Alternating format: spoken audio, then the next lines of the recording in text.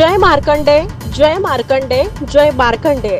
पश्चिम महाराष्ट्र पद्मशाली संघम आयोजित पद्मशाली समाज बांधवांचं भव्य अधिवेशन रविवार दिनांक 29 सप्टेंबर रोजी सकाळी 9 ते सायंकाळी 6 वाजेपर्यंत।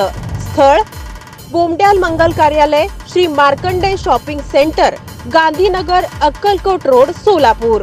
कार्यक्रमाचे उद्घाटक माजी केंद्रीय गृहमंत्री माननीय सुशील कुमारजी शिंदे साहेब आणि प्रमुख उपस्थिती खासदार प्रणितीताई शिंदे।